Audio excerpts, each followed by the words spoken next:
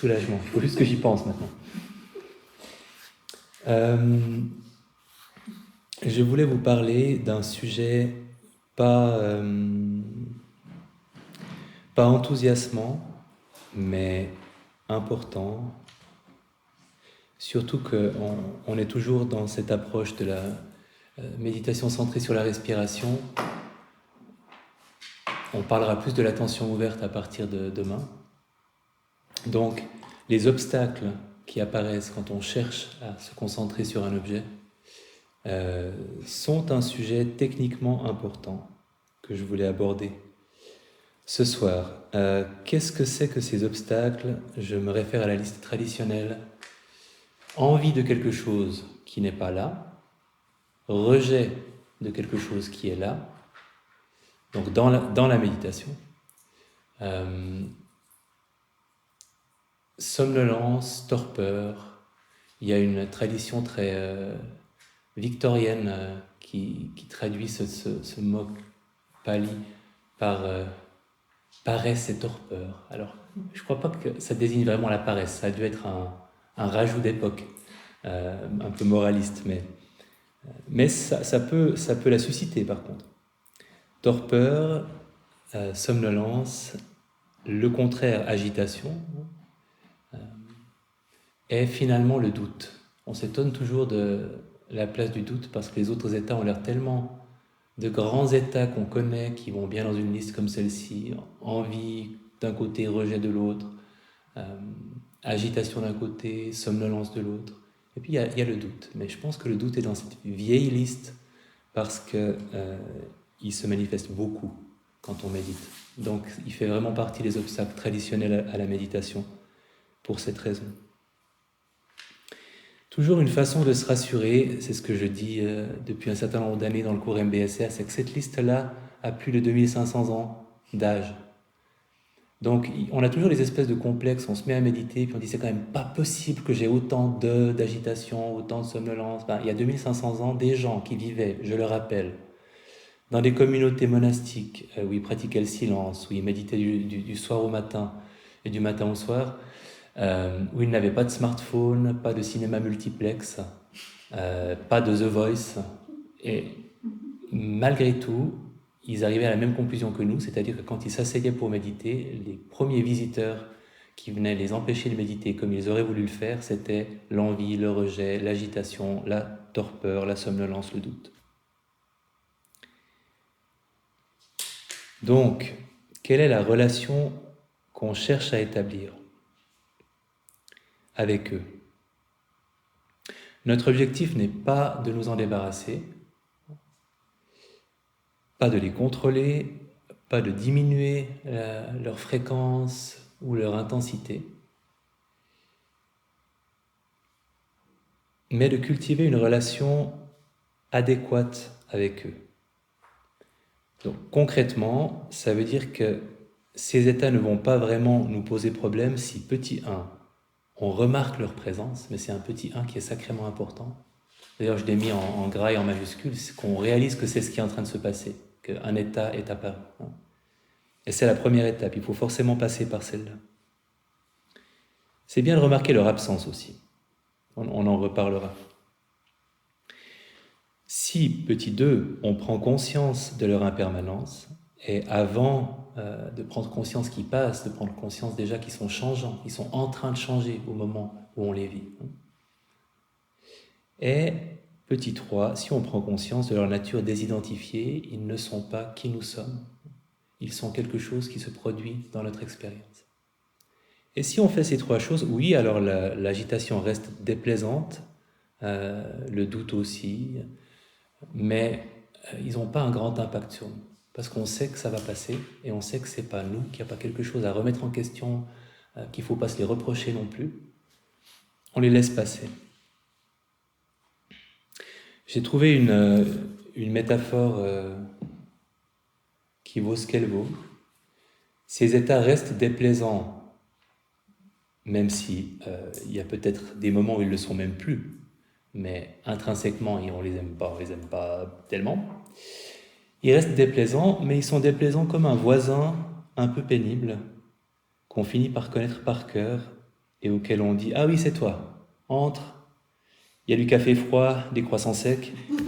Je laisse la porte ouverte, j'imagine que tu n'en as pas pour très longtemps, tu fais comme chez toi. » C'est un peu la relation idéale, enfin la relation encore plus idéale, ce serait vraiment d'honorer ce voisin qui vient avec ses chaussures pleines de terre dans notre entrée et de lui faire du thé et tout ça, mais soyons réalistes, c'est déjà pas mal si on lui promet du croissant froid et du café sec, à moins que ce ne soit l'inverse.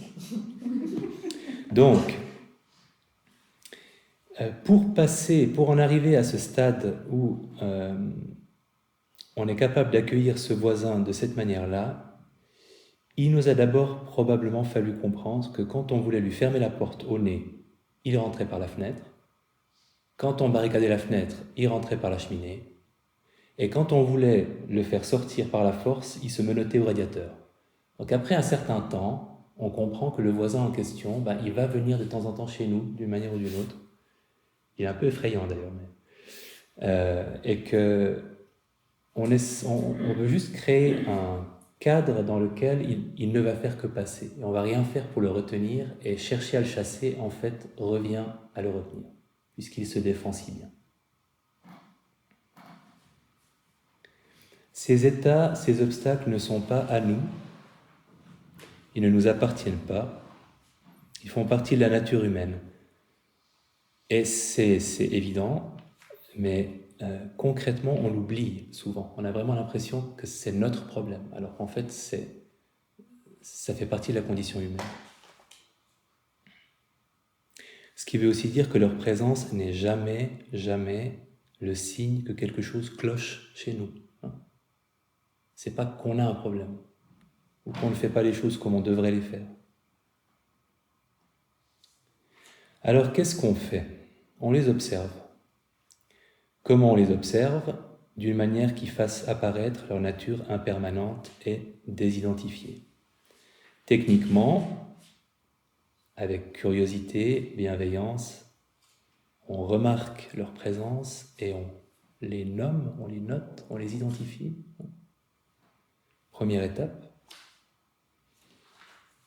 Et quand on les a nommés, reconnus, on s'intéresse au ressenti, vraiment aux données brutes de l'expérience. Comment est-ce que ça se manifeste dans le corps en particulier? Quelle sensation, quelle tonalité émotionnelle est associée à cet obstacle-là?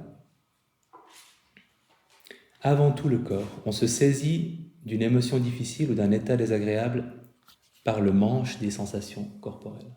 Et ça nous facilite beaucoup le travail parce que le corps est toujours dans l'instant présent et le corps n'a pas de capacité à ruminer. Donc autant les histoires que vous vous racontez psychologiquement, elles peuvent prendre de l'ampleur, elles peuvent devenir catastrophiques, autant un corps qui vit une réaction de rejet, c'est déplaisant et ce sera plus ou moins déplaisant avec des variations d'intensité, mais ça ne peut pas ruminer jusqu'à la catastrophe.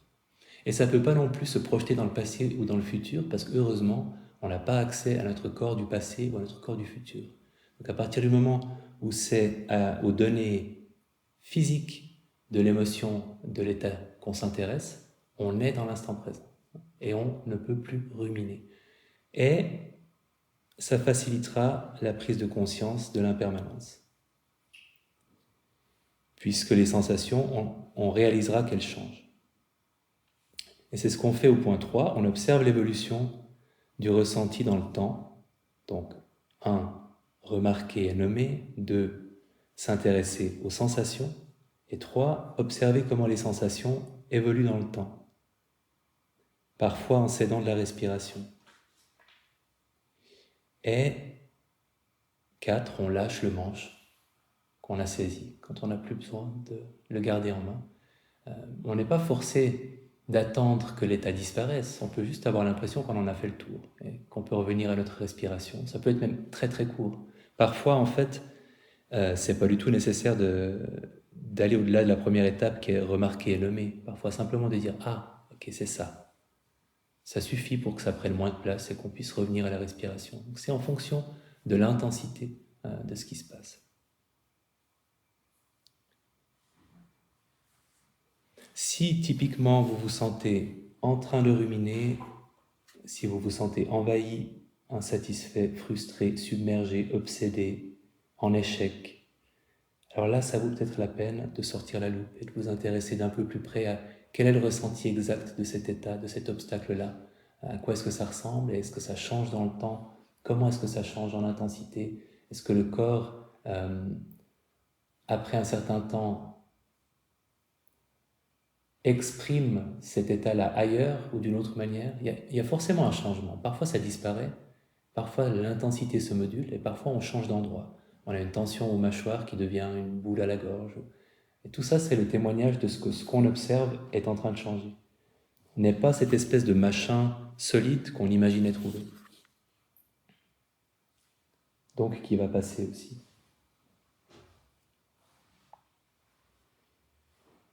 Présentation des voisins pénibles en question. Vous avez la torpeur, somnolence. Psychologiquement, ça se manifeste par une espèce de flou nuageux, comme ça. On manque de clarté dans nos perceptions, dans nos pensées. Physiquement, on peut avoir des attaques de tête, les yeux, comme j'en parlais il y a 2 soirs, où on sent que, même si on a les yeux fermés, on sent on se mettrait à voir flou si on les avait ouverts. Quelque chose se passe au niveau des yeux qui témoigne d'une fatigue. La mâchoire, évidemment, on peut avoir un début de bâillement. La phrase typiquement associée à cet état, ils n'avaient peut-être pas tort à l'époque victorienne. La phrase typique, c'est « à quoi bon ?» Ouais, en fait, bon, méditer, mais demain. Parce que là, je suis pas en état. À quoi bon? Donc, un manque de tonus, sérieux. Option. Face à cet obstacle-là, on peut se lever, vraiment physiquement. On peut inspirer un peu plus profondément. On peut redresser la posture. Parfois, on réalise qu'on est comme ça. Et que tout à coup, si on se remet un peu plus aligné, ça va mieux aussi.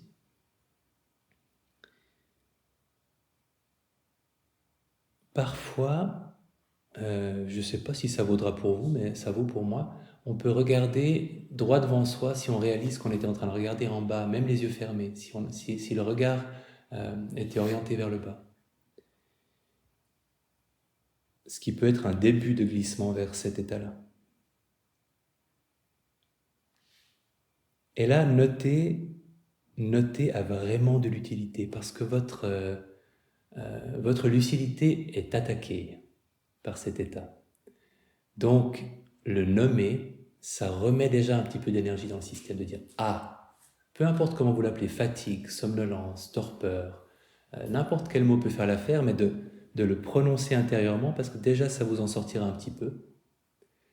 Et je peux même vous encourager à utiliser un mot précis parce que j'ai réalisé dans ma propre expérience que si je dis sensation, comme j'aime bien parfois en rester aux mots les plus simples, puis que je sens que j'ai cette espèce de... Parfois c'est des fourmillements autour de la tête, c'est signe de fatigue. Hein. Et si je note sensation, ça risque plus de me conduire à « Ah oui, sensation. Oui. Et une autre sensation. Ça c'est toujours une sensation. C'est plein de sensations. » Alors que si je dis fatigue, ça me signale qu'il y en a. Et ça conduit un petit peu plus à ce que je m'en distancie et à ce que je garde ma lucidité. Donc expérience faite, pour moi, ça fait vraiment une différence. D'utiliser un mot précis, de remarquer la fatigue. Mais essayez pour voir si c'est pareil chez vous. Méditativement, on peut aussi booster la curiosité. L'observation de la somnolence n'est pas nécessairement somnolente. D'autant que ce n'est pas désagréable à observer, en fait. Cette espèce de glissement, ce relâchement. C'est le contraire de la tension aussi, quand même, de l'agitation. Donc il y a quelque chose de plaisant que vous pouvez observer, avec autant de lucidité que possible.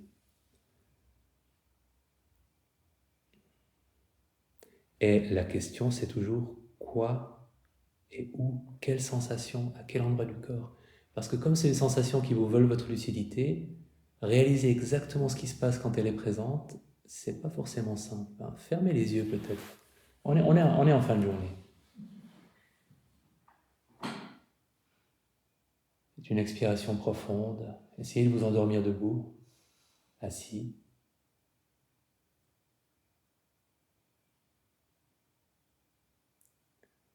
Ça se manifeste comment pour vous, la torpeur, la somnolence?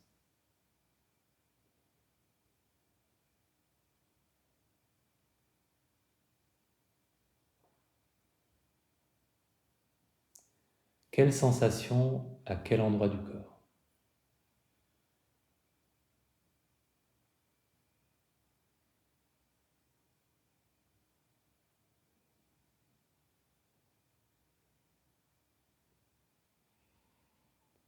Ok, là je baille.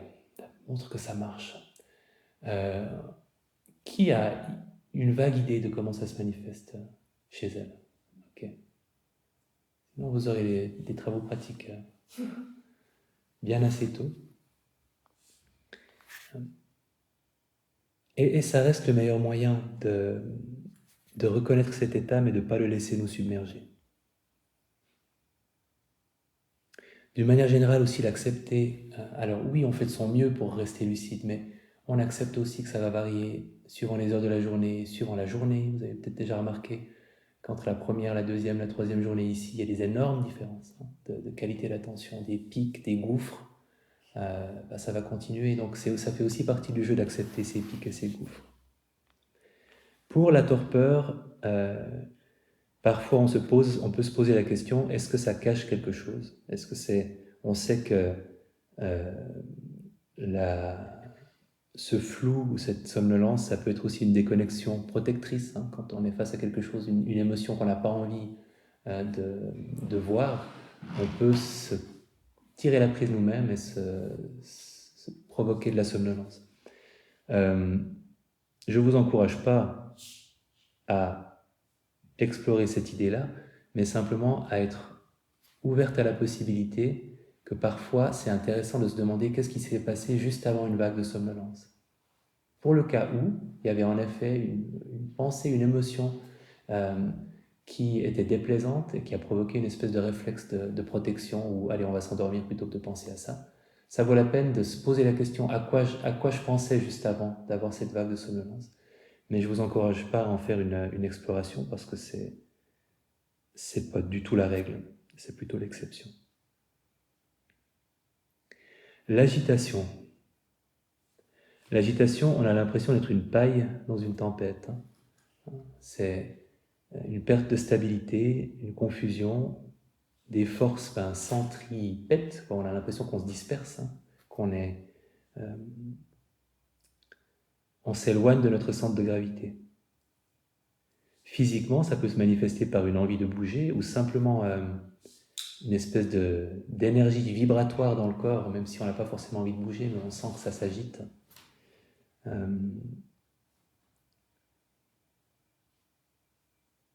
Mentalement, une précipitation, une accélération, une instabilité, des pensées, de l'attention. Ça peut être frustrant de chercher à se concentrer sur quelque chose quand on est dans une vague d'agitation, parce que c'est vraiment compliqué. C'est vraiment cette image de la tempête, de l'ouragan. Et une phrase typique avec l'agitation, c'est un état d'esprit qui a une qualité urgente. Donc une phrase typique, c'est « je n'en peux plus ». C'est plus possible, je n'en peux plus. Et en fait, tout le secret, c'est qu'on en peut plus, en fait. On peut attendre que la tempête soit passée parce qu'elle va passer. Et c'est vraiment de rester, de s'accrocher, je sais pas, au bambou, aux chênes, en attendant que ça passe, parce que c'est vraiment un état dont on sait qu'il va passer. Et c'est pas vrai qu'on n'en peut plus. Mais il faut être attentif au fait que c'est exactement la phrase qui va nous venir à l'esprit. Et qu'elle sera très persuasive peut-être quand on l'entendra. Là aussi, évidemment, on va nommer agitation, je t'ai vu, sentir les sensations dans le corps associés à l'agitation. Et on peut activement respirer un peu plus profondément, un peu plus lentement. L'observation de l'agitation n'est pas agitée. On peut être, et c'est vraiment ça la position méditative, face à l'agitation, on est dans l'œil du cyclone. On peut être dans le calme en observant cette agitation. Les sensations sont de nouveau très importantes. Laissez tomber l'histoire, laissez tomber le j'en peux plus et observez seulement ce qui se passe physiquement. Le désir, l'envie, envie de ce qui ne fait pas partie de notre expérience dans l'instant présent. Phrase typique, ce serait quand même mieux si, dans une méditation. Et évidemment, c'est un état perturbateur qui est beaucoup plus attrayant que les autres. C'est comme un intrus dans la liste. Un des défis dans une approche méditative, c'est de voir qu'il ne l'est pas tant que ça. Donc, je ne sais pas quels sont les vôtres, mais vous pouvez avoir un désir de rentrer chez vous pour regarder une saison entière de Netflix en mangeant de la Häagen-Dazs à la cuillère. Je ne connais pas vos envies en retraite, mais je sais que ça peut arriver. Envie de cet écran qui vous manque. Peut-être que non. De nouveau, je prends des clichés. Alors, au sein de la retraite, vous pouvez simplement remarquer que vous avez envie du prochain moment où vous mangerez quelque chose, par exemple. Et ça, on a des envies simples, justement, dans un contexte d'une retraite méditative. On a des envies un peu plus monastiques, mais elles peuvent quand même prendre pas mal de place. Donc, se réjouir vraiment du moment où on pourra manger.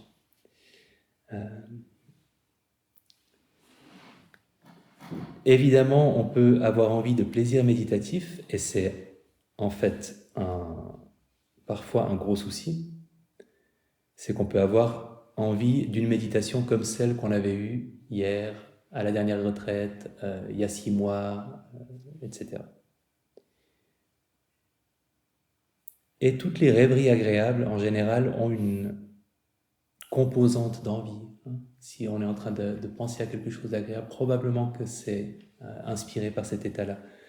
Alors, évidemment, mais en fait, comme les autres, c'est peut-être plus important de le rappeler pour celui-ci, le désir heureux, l'envie heureuse existe. On veut quelque chose, on le prend, on est content de l'avoir pris et on se sent bien après. Et puis, il y a l'envie pas épanouie, qui est, il y a plusieurs variantes. La variante hors du contexte de la méditation ou d'une retraite, c'est avoir envie de quelque chose, le prendre et regretter de l'avoir pris, et se sentir nul après, et ne pas avoir vraiment de plaisir, ou pire même en le prenant. Ça peut arriver avec certaines choses. Et dans une retraite, c'est plus simplement le fait qu'elle intervient dans une méditation où elle ne peut pas nous rendre heureux parce qu'on ne peut pas la satisfaire. Donc, ce n'est pas non plus satisfaisant comme expérience.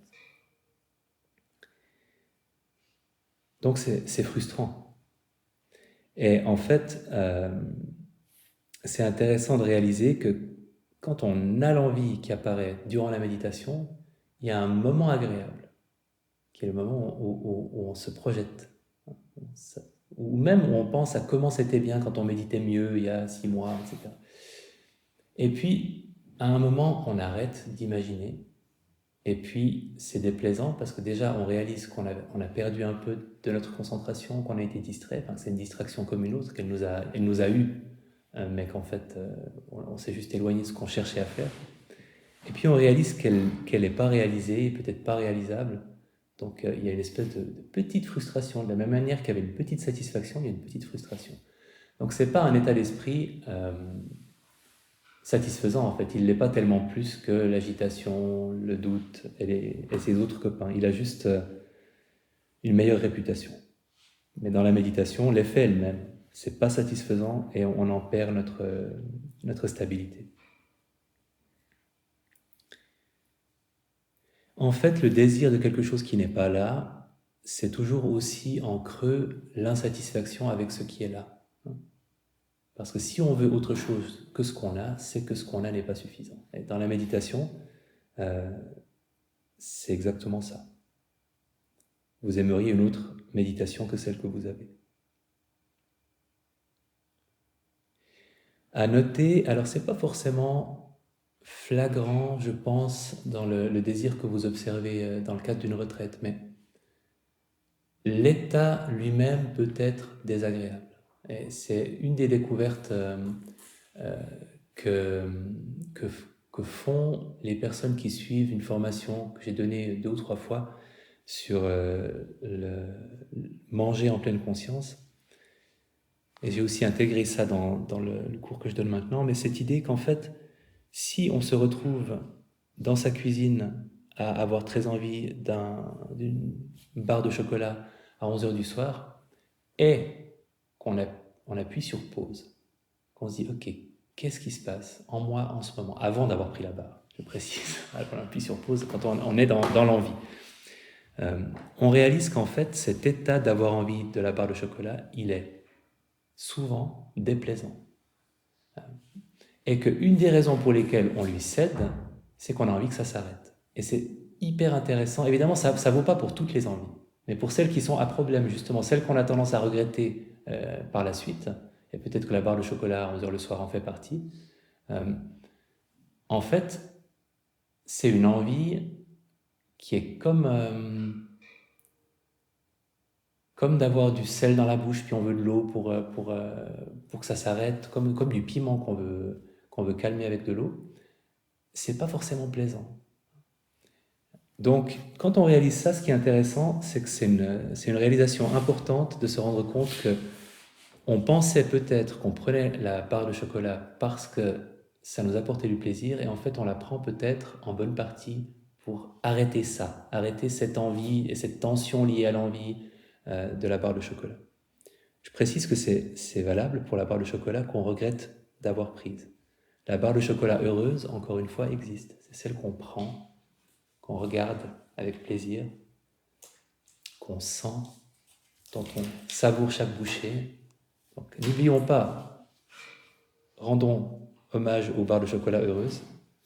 On pense à elles, mais il y a aussi leur petite sœur maléfique à 11h du soir dans la cuisine, et on pense aussi à elle.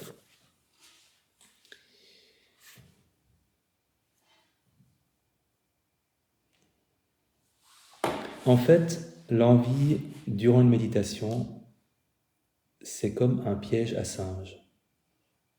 J'ai jamais su si c'était vrai. C'est une histoire qu'on entend tout le temps. Pour attraper les singes, on met une banane dans un trou qui est assez grand pour qu'ils passent la main, mais une fois qu'ils ont la banane dans la main, il est trop petit pour qu'ils puissent sortir leurs mains du trou avec la banane. Et le singe est prisonnier parce qu'il refuse de lâcher la banane, et donc on peut le capturer. Alors, je ne sais pas si c'est vrai, et mes excuses à tous les singes qui diront que c'est une histoire débile et qu'ils sont beaucoup trop malins pour ça, et ils ont probablement raison, mais j'aime bien l'image du piège à singe, parce que c'est un peu ce qui se passe. Quand on a une envie dans une méditation, on se saisit de quelque chose qu'on aimerait avoir, et en fait il faut qu'on le lâche parce que ça ne va pas nous apporter de satisfaction, mais c'est pas toujours facile de le lâcher. La banane pouvant être concentrée comme la dernière fois, ou avoir quelque chose de plus excitant, de plus riche, de plus stimulant dans la méditation.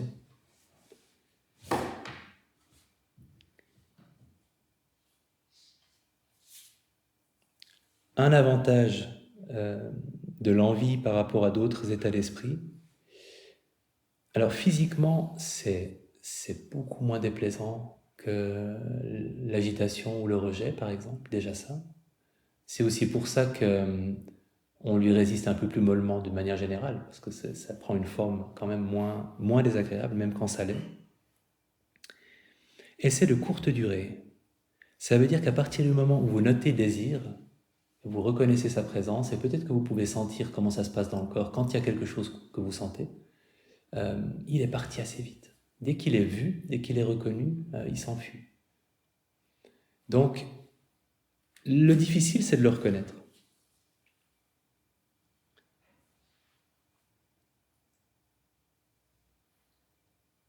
L'aversion, le rejet, pose un problème complètement différent.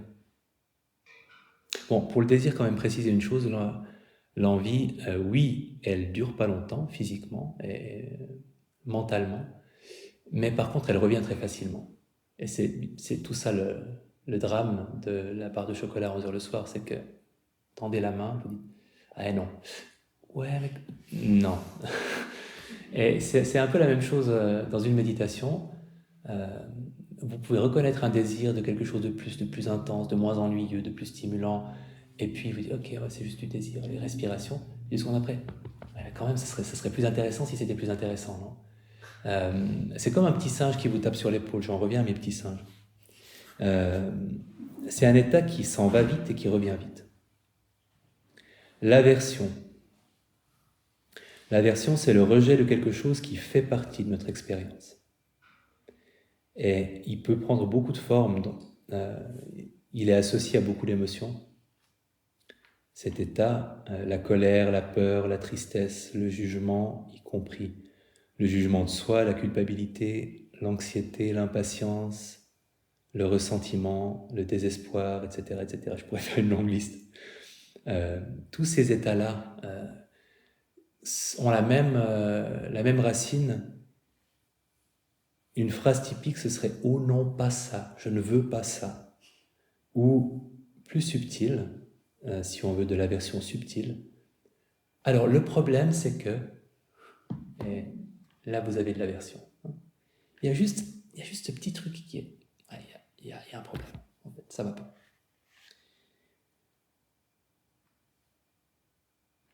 Et évidemment, dans la vie de tous les jours, quand on est dans cet état-là, et je pense que tout le monde le connaît, on est comme le chacal dans l'histoire du chacal. Vous connaissez l'histoire du chacal?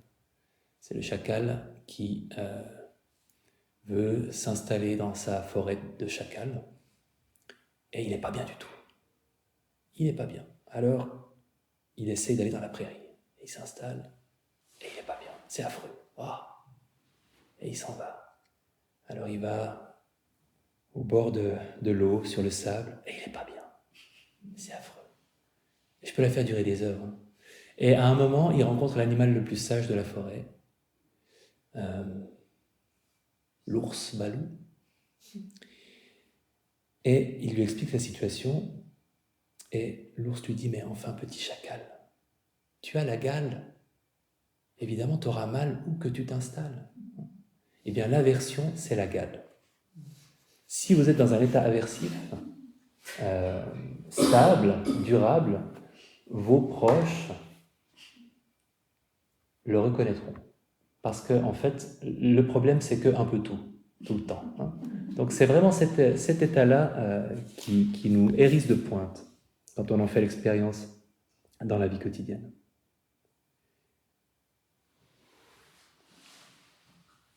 Alors, le problème de l'aversion, c'est que...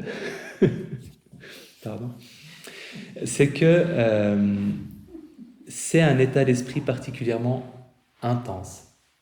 Alors l'avantage, c'est qu'on le repère beaucoup plus facilement que les autres. Alors autant le doute dont je parlerai tout à l'heure ou le désir peuvent être un peu fourbes, parce qu'ils sont là, mais on ne réalise pas vraiment qu'ils sont là. Autant c'est facile de repérer du rejet, de l'aversion. C'est facile parce que physiquement, c'est particulièrement intense aussi et précis. Je fais cet exercice dans le cours MBSR de demander de décrire les sensations agréables associées à un moment agréable.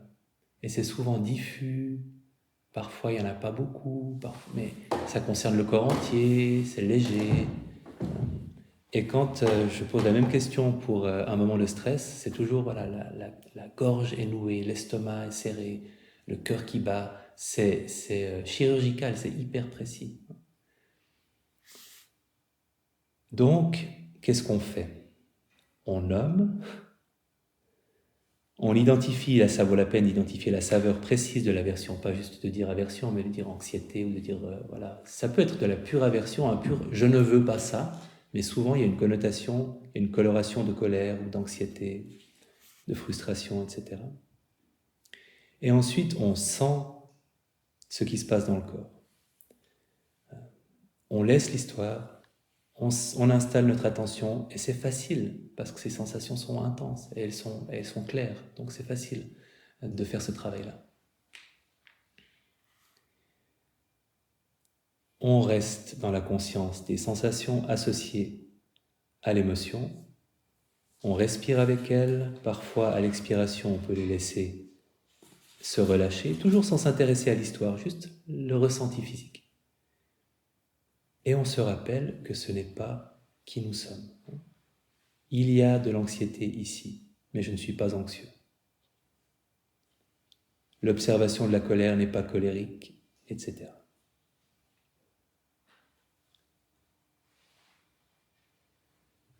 L'observation des sensations est particulièrement importante pour l'aversion, je le redis, parce que c'est là où il faut, tant pis pour l'histoire, tant pis si c'était très intéressant ce qui était en train de se passer au niveau de nos pensées, il faut la laisser un peu et s'intéresser à notre corps, parce que c'est là qu'on pourra trouver de la stabilité.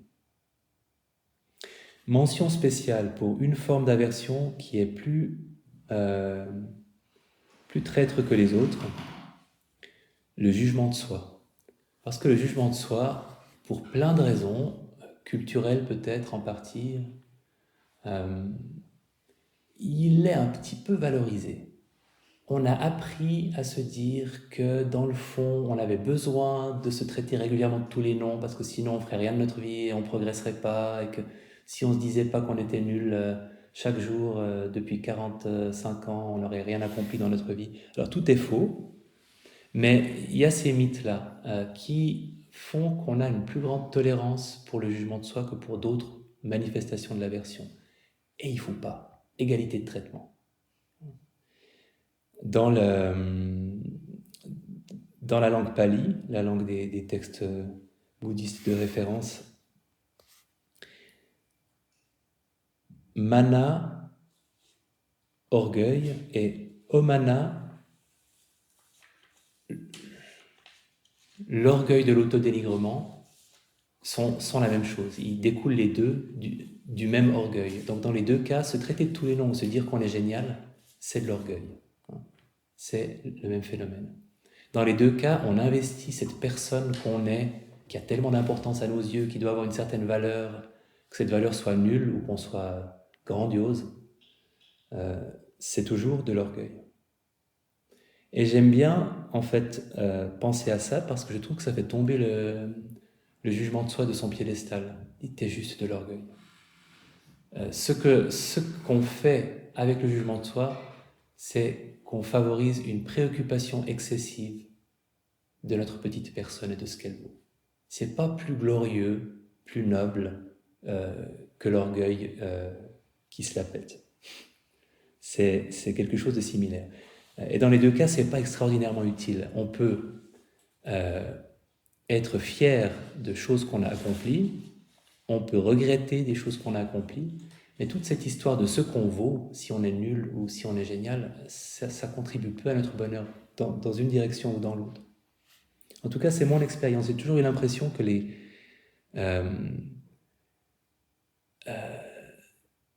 s'il m'arrivait de me dire que j'étais génial, je plaçais juste la barre à un certain niveau qui assurait que plus tard je serais déçu de ne pas être à la hauteur de ce niveau que j'avais placé en me disant que je valais ça. Et que cet investissement dans ce qu'on vaut, on a beaucoup parlé dans ma génération aussi à l'école d'estime de soi comme étant quelque chose d'extrêmement important. Et c'est vrai suivant comment on le définit. Mais si on le définit comme trouver qu'on est génial, je ne pense pas que ce soit si important que ça pour être heureux. Je pense qu'il y a d'autres expressions de l'estime de soi qui ont plus d'importance que celle-ci. Donc, jugement de soi, c'est de l'orgueil. Cas particulier aussi de l'aversion, c'est la douleur. Alors, dans le contexte d'une retraite, je rappelle que pensez aux ajustements si vous avez mal. Prendre une chaise, se lever en cours de méditation, ne vous laissez pas souffrir le martyre, faites quelque chose de pratique. S'il y a quelque chose de pratique que vous pouvez faire, il y a ces instruments de torture et la nouveauté, le spray. Si vous avez besoin de sprayer, ça sent fort, mais ça marche assez bien. Je rappelle aussi de ne pas trop s'étirer pour corriger un problème, à part si vous êtes experte. Les étirements entretiennent, mais quand on les utilise pour, à moins qu'on sache vraiment très bien ce qu'on fait, quand on les utilise pour corriger un problème, on court aussi le risque d'augmenter l'inflammation parce qu'on tire à un endroit où on ne devrait pas tirer. Dans la douleur, il y a une dimension émotionnelle qui est très importante et qui est toujours présente. C'est un oignon, la douleur. Au cœur, il y a une sensation qui peut être décrite précisément. Elle est quelque part dans le corps, elle tape ou elle chauffe ou elle brûle ou elle tire. Autour, il y a souvent une crispation ailleurs dans le corps parce qu'on a mal au dos, on a les épaules qui se serrent ou la mâchoire qui se contracte. C'est une autre couche de l'oignon. Et évidemment, couche un peu plus extérieure, il y a la réaction émotionnelle qui va moduler à quel point la douleur sera désagréable de façon très importante. Au point que certains disent que souvent on a un peu de douleur et beaucoup de frustration, et que c'est ça qui fait vraiment mal, c'est l'intensité de l'émotion que ça provoque. Je parle toujours de cette participante qui, après avoir fait un exercice d'observation de la douleur, où je demandais justement d'observer l'émotion qui était présente en lien avec la douleur, elle m'avait dit, mais tu nous parlais d'émotion, et moi j'avais pas d'émotion, j'avais juste ces sensations qui étaient tellement énervantes. Et après, c'est arrêté. Ah, bon, ok, d'accord. Et souvent, c'est ça, au début du processus, on a affaire à une sensation qui est tellement énervante. Et c'est un bloc. On la prend comme la sensation, c'est ça. C'est une sensation qui est très énervante. Et après, on réalise, ok, il y a une sensation, elle est quelque part. Elle a une certaine qualité, et il y a le fait qu'elle m'énerve. Et je le sens ailleurs dans le corps, et c'est autre chose. Et peut-être que je ne peux pas me débarrasser de la sensation, mais peut-être que je peux réduire un peu l'intensité de l'agacement, en laissant cette partie-là du corps se détendre. Donc c'est ce qu'on fait, on observe les couches. Si on a mal quelque part, on se dit, ok, c'est quelle sensation exactement, à quel endroit, quelle qualité, quelle étendue, quelle intensité. Est-ce que ça a fait réagir mon corps? Est-ce que mon corps se protège un peu en se crispant ailleurs? Est-ce que ça, je peux le laisser se relâcher? Est-ce que... On ne dit pas est-ce que parce qu'il y a toujours quelque chose. Quel nom est-ce que je donnerais à la réaction émotionnelle? Est-ce que c'est juste pas ça? Ou est-ce qu'il y a une part d'anxiété, une part de frustration, de colère? Quel mot correspond le mieux à ce qui se passe?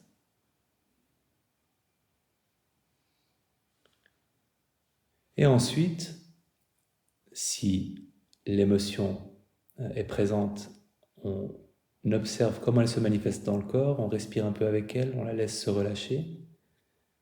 On laisse se relâcher la tension ailleurs que là où on a mal.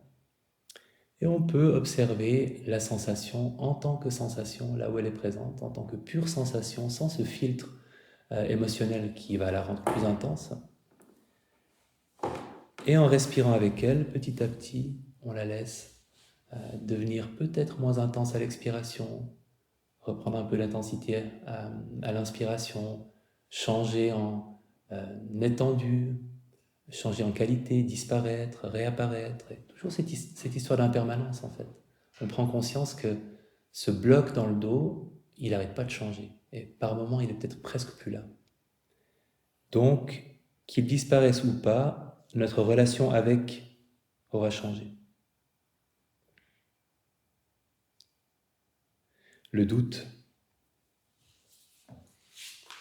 Phrase typique du doute. Je n'y arrive pas. Ça ne marche pas, je n'y arrive pas comme il faut. Peut-être que vous ne respirez pas comme il faut, que vous ne méditez pas comme il faut, que vous n'êtes pas plus vraiment sûr que cette retraite était une bonne idée ou que la méditation vous convient. Le doute est aussi un peu fourbe parce qu'il n'est pas très intense physiquement, donc il peut passer sous le radar. Et évidemment, il va prendre la voie de l'objectivité rationnelle, hein, et il va vous persuader de sa propre importance. Et souvent, il portera sur la pratique méditative elle-même, plus encore que les autres. Donc, il est difficile à dissocier, à désidentifier.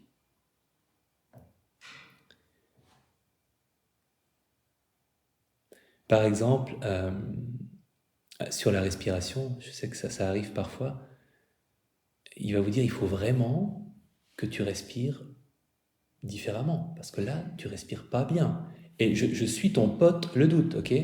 Je te suis depuis des années, je t'ai déjà fait douter de plein de trucs, à chaque fois pour d'excellentes raisons, et là, je te fais douter de ta respiration parce que sa qualité n'est pas suffisante. C'est peut-être aussi lié à tes capacités qui sont... Voilà. Est-ce que tu es vraiment fait pour ça? Je me le demande, honnêtement, et c'est parce que je t'aime bien que je te le dis, hein. Je veux te protéger. Je suis ton pote, le doute. Alors, le doute n'est pas votre ami. Il n'y a pas besoin de résoudre le problème qu'il vous pose. Il n'y a pas d'urgence. Il fait partie de la pratique.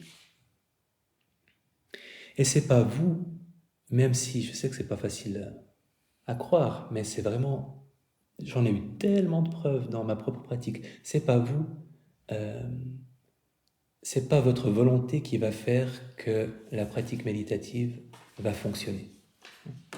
Oui, un peu, dans le sens qu'il y a le minimum d'intention, de bonne volonté, de vouloir méditer, de vouloir se centrer sur l'objet, de continuer à le faire. Mais ce n'est pas votre performance méditative, vous n'en avez pas le contrôle d'abord, et puis c'est un processus qui se passe de lui-même. Une fois qu'on commence à méditer, la méditation se fait. Et les méditations qu'on estime être désastreuses, parfois c'est celles qui nous font le plus de bien après coup, ou qui nous apportent le plus de réponses.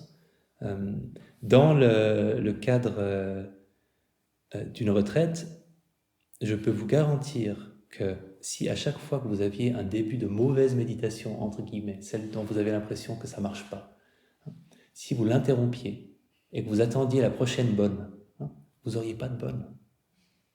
Parce qu'en fait, on fait un travail, même quand on a l'impression que... Alors celle-là, vraiment, c'était un désastre, j'étais complètement à moitié somnolent, à moitié agité, j'étais jamais concentré.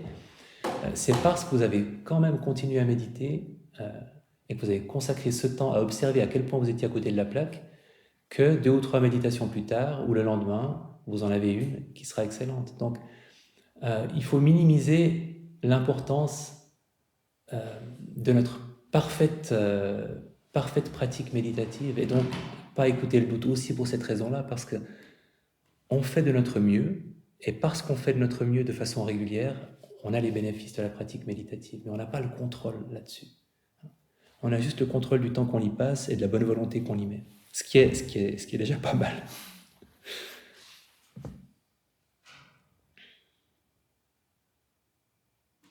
Pour le doute, souvent il y a très peu de sensations. C'est assez mental comme état d'esprit. Ça peut être très envahissant, mais vous pouvez toujours vous demander quelles sont les sensations, mais le nommer, surtout le nommer.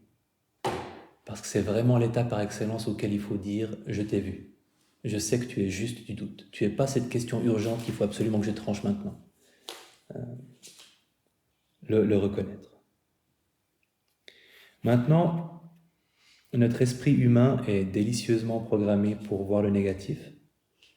Donc j'aimerais rappeler que si on peut percevoir l'apparition du doute, c'est parce qu'on a des moments de confiance. Si on peut percevoir l'apparition de l'agitation, c'est parce qu'on a des moments de calme. Si on peut percevoir l'apparition de la torpeur, de la somnolence, c'est parce qu'on a des moments de lucidité. Si on peut percevoir l'apparition de l'envie, c'est parce qu'on a des moments de contentement. Et si on peut percevoir l'apparition de l'aversion, du rejet, c'est qu'on a des moments d'acceptation. Sinon, il serait toujours là. Donc, il ne faut pas oublier non plus de temps en temps de remarquer le reposer qui se manifeste aussi dans la méditation. Et typiquement l'acceptation, on ne la remarque pas assez souvent, mais quand vous avez, dans une carrière de méditant, généralement, il y a des moments comme ça, où une douleur dont vous vous rappelez très bien que quand vous aviez eu la même, il y a quelques années, ça vous avait complètement détourné de votre méditation, et là vous avez à peu près la même, vous vous dites oui, bon, je sais qu'elle va passer, puis c'est pas grave. Quand on a des moments d'acceptation de quelque chose de désagréable qui nous faisait réagir avant, on peut les savourer aussi.